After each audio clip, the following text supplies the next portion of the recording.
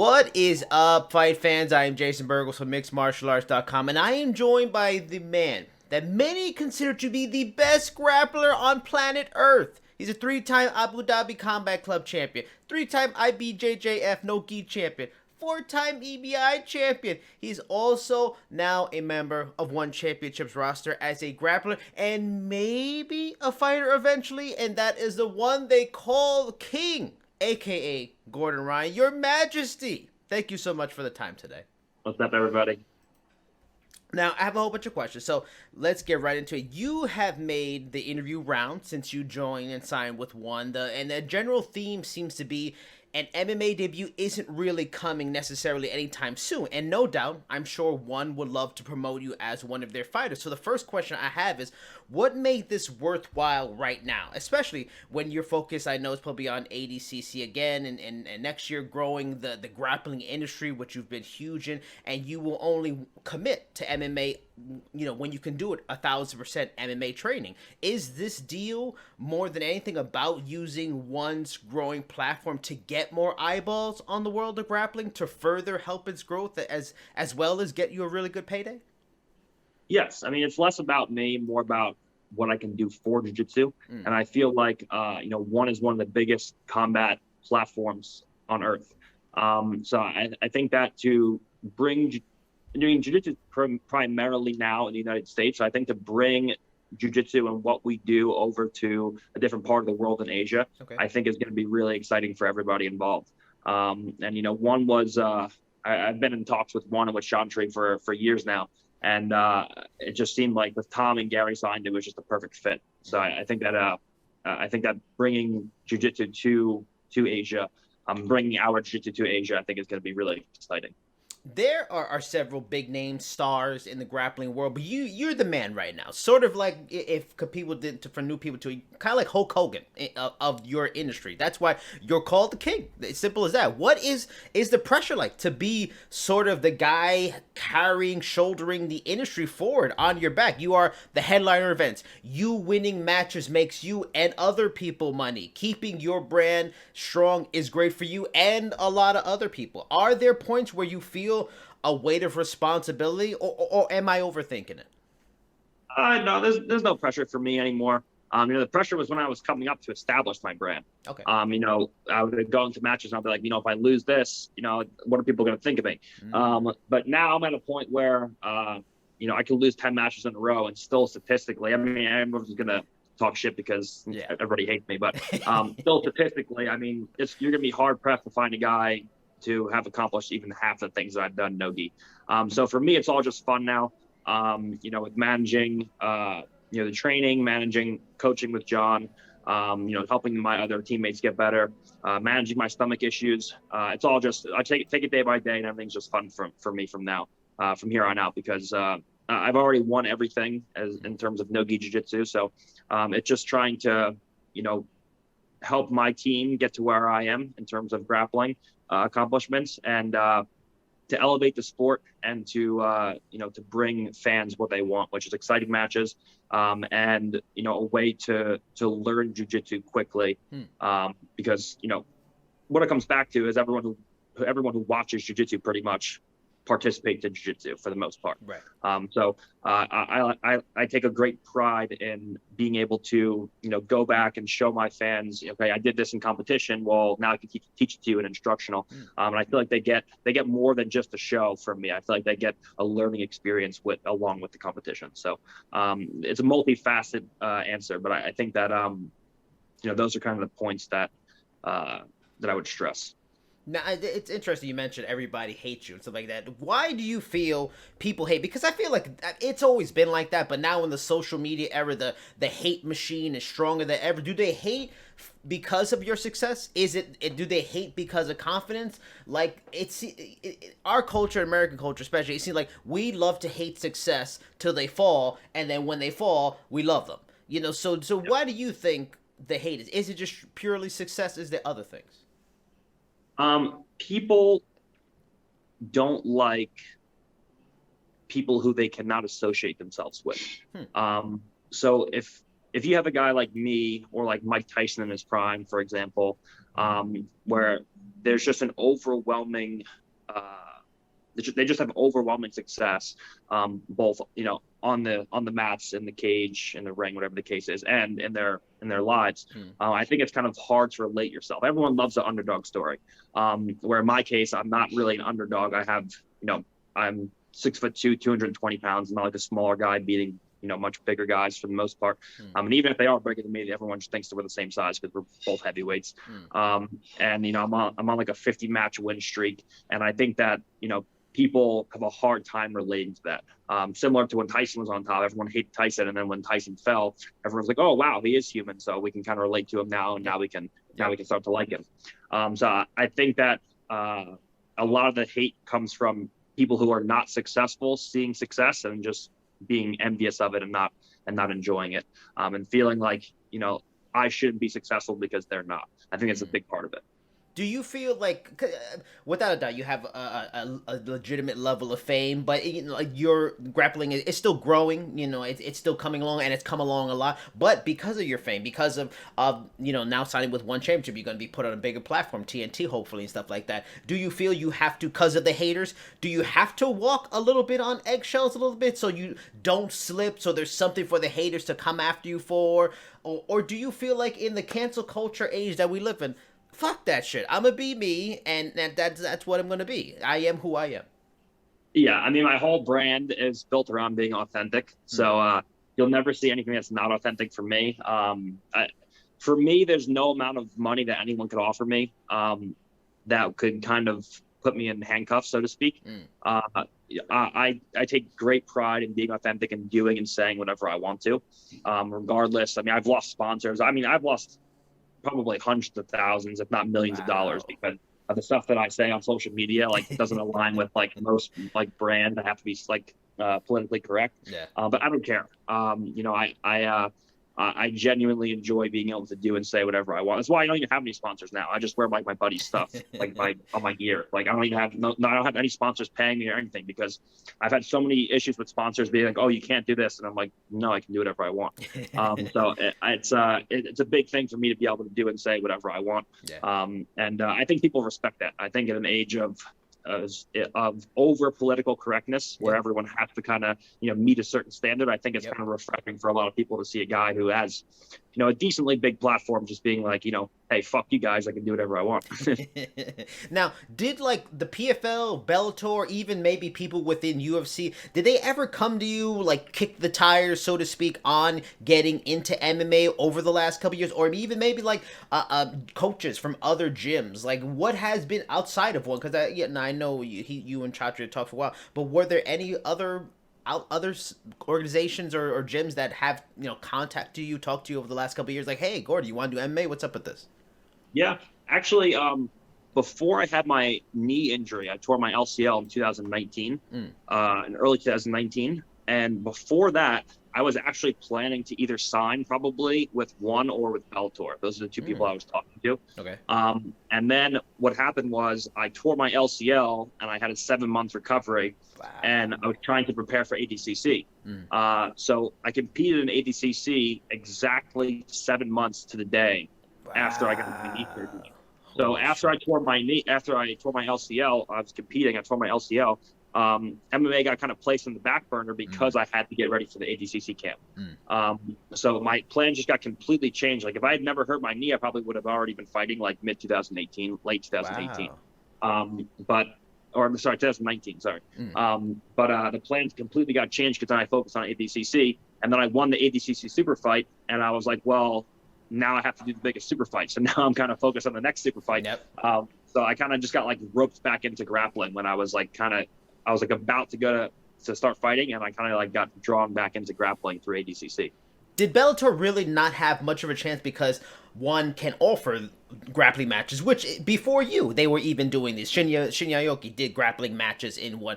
Because Bellator really doesn't do that, was Bellator probably the second best opportunity, or even then, knowing that it was straight going into MMA, grappling maybe wouldn't be an option, you have to be all in MMA, they had a really strong opportunity to get you? Yeah, so with Bellator, you have number one, the convenience of traveling True. within the U.S. Yep. People don't realize how far it is to Singapore from here. Yes. Like Yes. you lose like a good Yeah. day or 2 days Yep. just traveling to Singapore. So just the convenience of having Bellator in the States was definitely a big thing for me. And having but on the other hand, having the grappling opportunities from one which was huge for me, and also having a new audience. Like I feel like obviously I don't have the full spectrum of MMA audience right now, but I do have far more audience in the USA than I do in Asia. So I think that competing in front of a new audience on the other side of the world is definitely a big plus. And on top of that, they have the grappling matches where I can do MMA and grappling if I choose to. So. In an informative interview you did with Mike Keck from MMA Fight, you mentioned hopes of one developing a grappling title like they have for their other sports, Muay Thai, kickboxing. Is that sort of like an unspoken handshake kind of part of your deal with Chatri, or is that more hopeful thinking on your part? Once you get involved, start working for them, maybe they can build around you just like other organizations in grappling have built around you. Yeah, I think that it's we talked about it. I think it's more like a vision for myself and for the company, and for Chantry. I think that he wants, because one has not just mixed martial arts; they have all kinds of other different martial. They have Muay Thai, they have everything. So I think that what they want to do eventually is to get a jiu-jitsu belt, where they have a MMA belt, they have a Muay Thai belt, and they have a jiu-jitsu belt. They have all the belts for all the different combat sports, and I think it'll be awesome. I think if they can find the guys to have the numbers to have a jiu-jitsu belt, I think it'll be something that will be really interesting and just great for the jiu-jitsu community overall. Making a living as a pro grappler has seemed to take some important leaps forward over the last bunch of years, and you have definitely been a key factor in that. I've interviewed Mason Fowler and asked him about a move to MMA, and he was pretty much satisfied with what he makes in Submission Underground, so he was in no rush to jump to MMA, even though he has some experience training in it. As the top guy in the industry, are you in a place financially where you don't need MMA, that MMA is trying to get you? Or is one paying really good and the draw of MMA is kind of about cashing in on like your true potential, your true value as an athlete, and maybe you can't, there's still a ceiling, so to speak, in grappling? Well, first of all, jiu-jitsu has given me a lot in terms of my platform and financially. Yeah. Right now at 25, I could stop teaching, stop competing, and just completely walk away from jiu-jitsu. Wow, right. And live comfortably for the rest of my life financially. Wow. So I don't need to do anything at this point. That being said, there is overall in competing in MMA, there's a lot more money to be made as far as MMA competition. The way you make your money in jiu-jitsu is through teaching, because jiu-jitsu is a participant-based sport rather than a spectator sport. Okay. So most people who compete or who watch jiu-jitsu participate in jiu-jitsu. Most people who watch MMA aren't getting up the next morning to get by their buddies. Yeah, no. So there's always going to be a lot more money to be made in competition with MMA. But you can make a lot more money teaching jiu-jitsu than you can teaching MMA, because not many people participate in MMA. True. So in order for me to make more money in MMA than I am right now in grappling, I would have to be like a champion, like 2 different divisions for like years before I would get purses that would equal what I was making in jiu-jitsu. So yes, you can make more money in MMA, like a guy like McGregor or a guy like George St. Pierre, like they make like tens of millions of dollars a fight. But it would take a long time to get to a point where MMA was making me more money than jiu-jitsu was.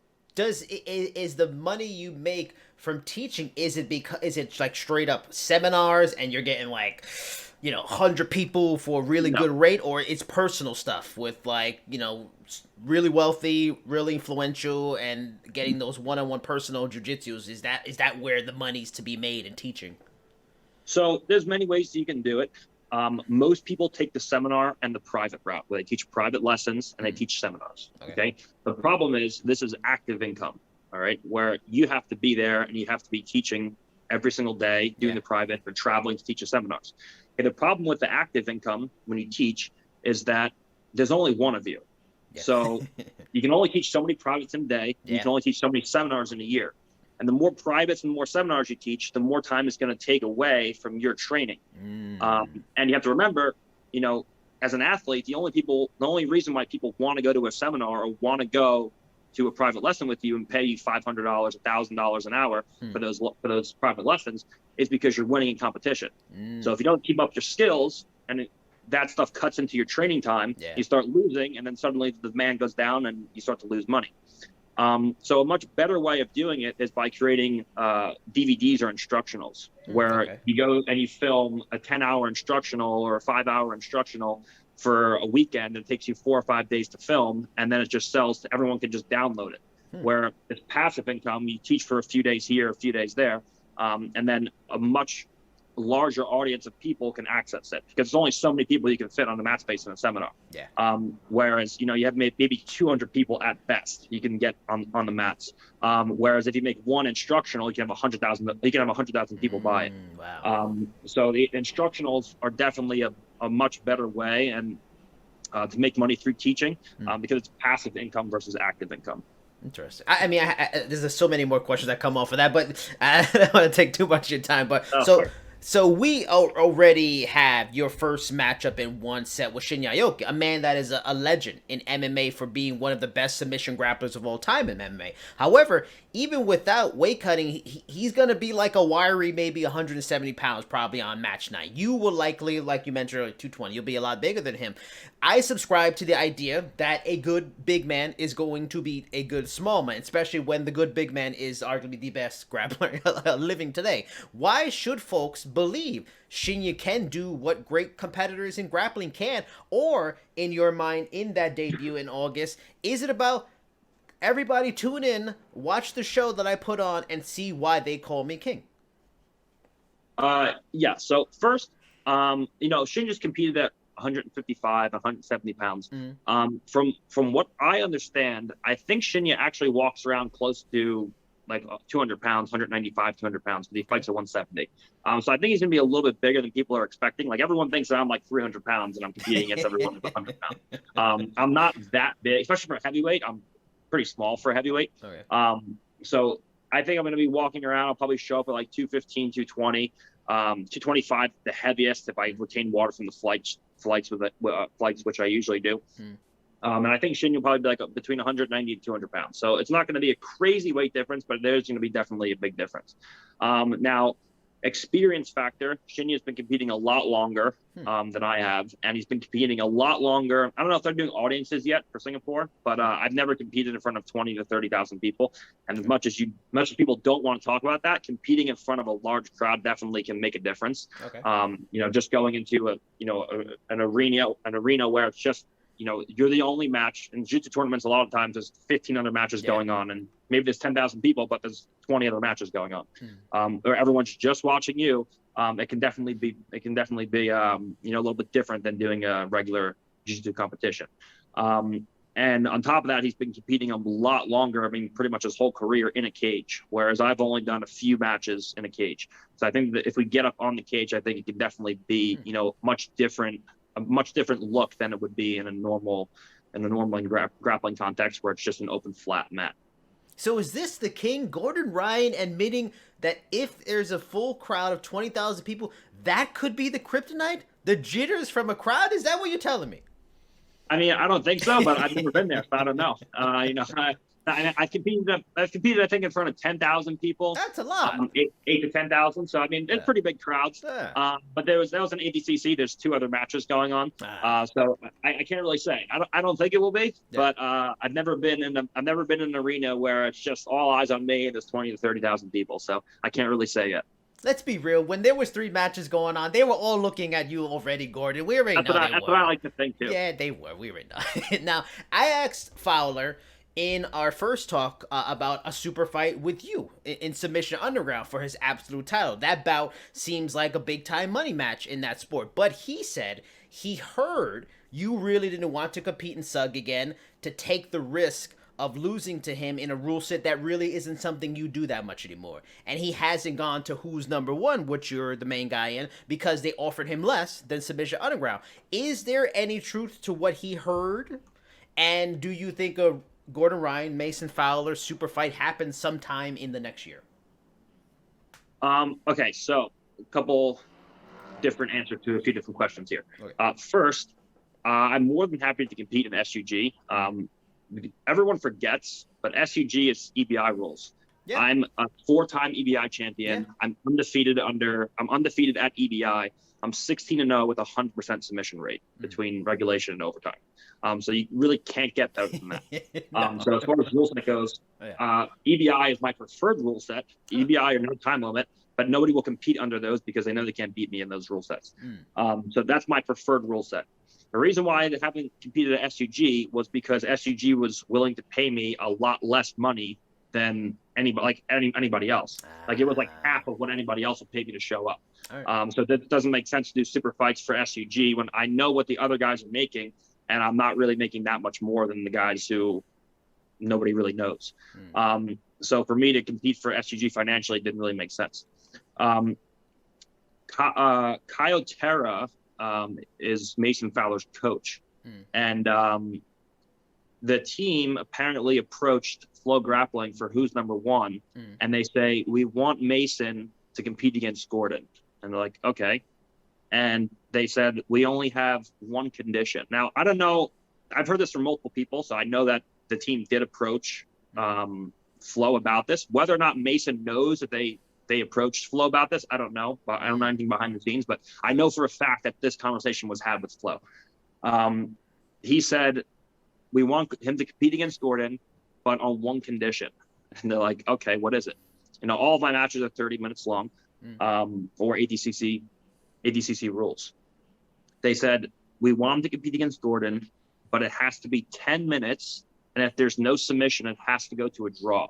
And they're like, well, that means that Mason's just going to run away the whole time and try to not get submitted. Like nobody wants to see that. Like, could you imagine, like, it has to be 10 minutes, and if there's no submission, it goes to a draw. Like, that just entices the guy to not do anything and just try to not get submitted, so it goes to a draw. It doesn't make any sense from any standpoint ever. Like, no fan wants to see that. Flow doesn't want to see that. It's disappointing to a fan. I'm a grappling fan, and I wouldn't want to see a guy trying to stall me out for 10 minutes. So that's I think a big reason. I mean, people can say what they want. They can say they want to compete against me, but when the contracts actually come and the dates actually are announced, there's not many people who actually want to show up and compete. So I think that was just a weird request, just for, that in and of itself. I just want to stall you to a draw. I think it's kind of odd.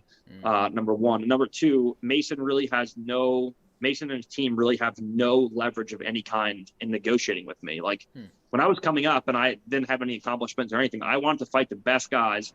And I just, whatever they would suggest, I would compete. If they wanted to compete IBJJF rules, I would do it. Like, I entered 2018 Nogi Pans and Nogi Worlds just because I wanted to win under an IBJJF rule set. But now everyone's coming up to me and they're like trying to negotiate and like demand things. It's like you're getting people who compete against me get twice what they would normally get to fight anybody else. Okay. That's the first thing.